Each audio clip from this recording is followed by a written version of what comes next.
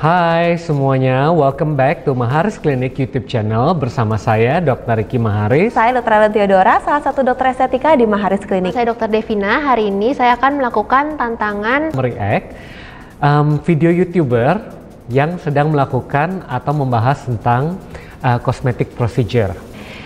We'll see. You may have noticed something wrong with my face. You may not. I'm just gonna dive into it and tell you this. About 10 years ago, I discovered fillers. I know, insert Halloween music here. And I had a smaller mouth. I want bigger lips. She gave me the number to a doctor down the street.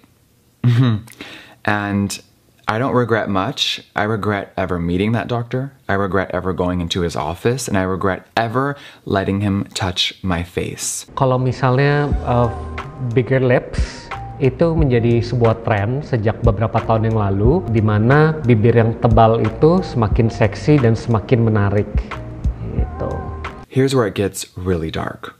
So I went to this doctor and I asked for Juvederm. It is a filler and it is supposed to go away over time, but it does add volume to things, everything, right? And it is different from Botox. Some people that really aren't into this stuff get it confused. But Juvederm is not permanent. So here's where it gets really, really shitty is I go to this person. He allegedly used about 2 syringes for my bottom and top lips total, okay? Now, I didn't notice anything was wrong until about a year later.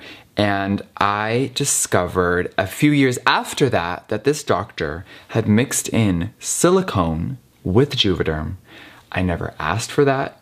I never knew he was doing. Oke, jadi dia bilang kalau dokternya itu masukin Juvederm dan silikon.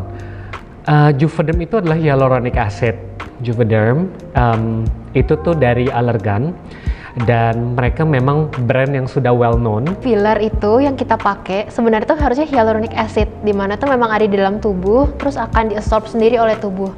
Nah di case ini si hyaluronic acidnya itu di mixing sama silikon, dimana silikon itu kan benda asing, jadi dia nggak bisa diserap oleh tubuh. Silikon ini zaman dulu sering dipakai buat mengisi bagian wajah, tapi lama-lama silikon ini bisa bereaksi di tubuh kita, menyebabkan sel radang atau granuloma, di mana bibirnya tuh jadi tebel, daerah-daerah yang disuntikan tuh jadi ngegumpal gitu, dan itu kan jelek banget ya, kelihatannya nggak natural. Memang kalau kita mau melakukan suatu tindakan nih, misalnya ke wajah kita, sebaiknya memang kita harus melakukan research dulu, dokternya siapa, udah benar-benar ahlinya pada bidangnya atau enggak. Kemudian juga tindakan apa yang mau dilakukan, itu memang sebaiknya harus dikonsultasikan dulu nih sama dokternya. Dan ini dokter sih lumayan gila sih, dia masukin silikon ke dalam muka orang.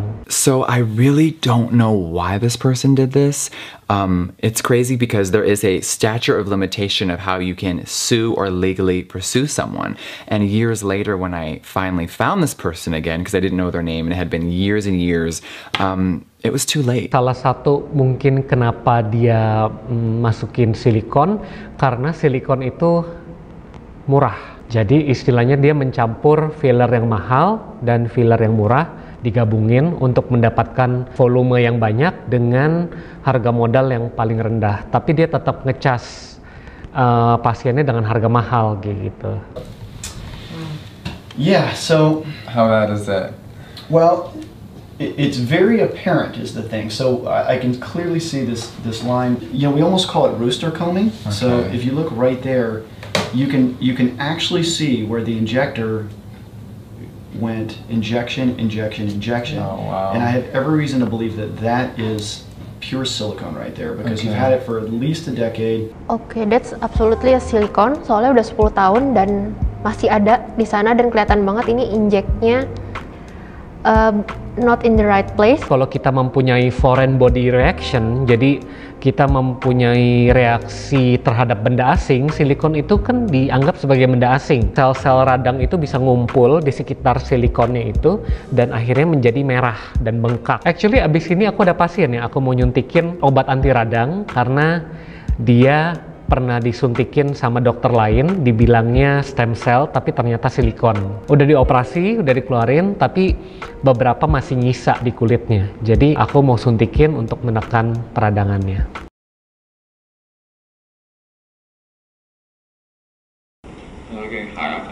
Oke, pertama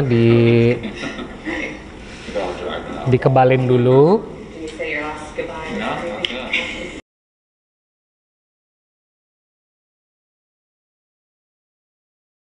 Habis itu dokternya menggunakan pisau karena silikon itu nggak bisa dikeluarin pakai jarum, jadi benar-benar harus dipotong bibirnya, harus dikeluarin sisa-sisa silikonnya.